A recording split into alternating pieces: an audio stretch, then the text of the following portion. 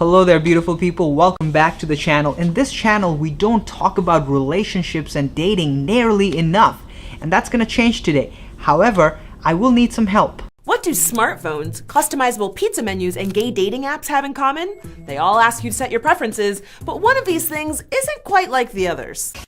So that's Francesca. She is unbelievably talented. Her special powers involve finding racism and bigotry where there just isn't any. She would have been a proud and valued member of the X-Men.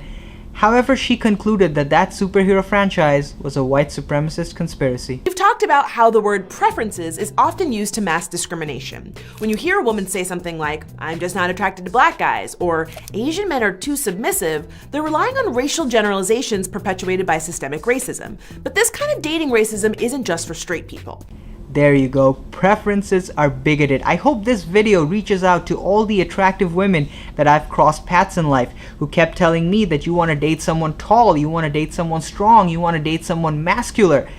Well, ladies, you're just bigots, and I hope you can live with the guilt. If you've ever used a dating app like Grindr, Scruff, Tinder, OkCupid, Bumble, or let's be real, Twitter DMs, you've likely read something like this. Ugh, I'm sorry, I'm only into white guys. No fats, no femmes, no Asians. Well, not into black guys, just a preference. Well, we know racism on dating apps impacts people of all sexualities and gender expressions. I can tell you that this is a particular problem among gay men, because even though gay men themselves belong to a marginalized community, they can, and often do, perpetuate the oppression of others.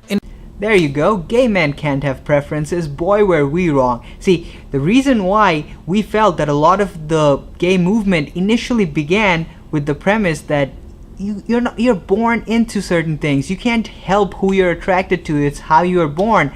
Well, apparently a lot of us are mistaken. Apparently attraction is all a social construction, and you can be attracted to anyone you want, which sort of makes the whole argument behind the gay movement a little shady, but that's not important. We're addressing bigotry here. In fact, there are whole Tumblrs and Twitter accounts dedicated to documenting these racist messages, and when I want to feel even worse about the world, I read them.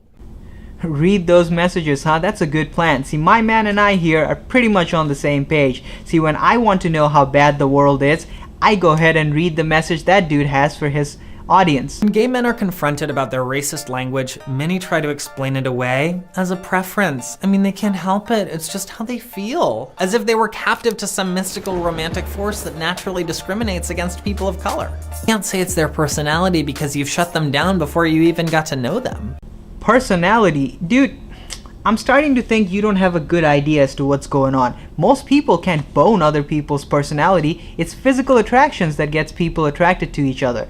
I'm starting to sense you don't have a good grasp on this. The thing is, we're not born with preconceived notions about race, much like we're not born with political preferences, religious beliefs, or naturally winning smiles. I worked hard for that. In fact, kids of all racial backgrounds up to age 10 or 11 are proven to be wildly inconsistent about their criteria for attractiveness and how it relates to race.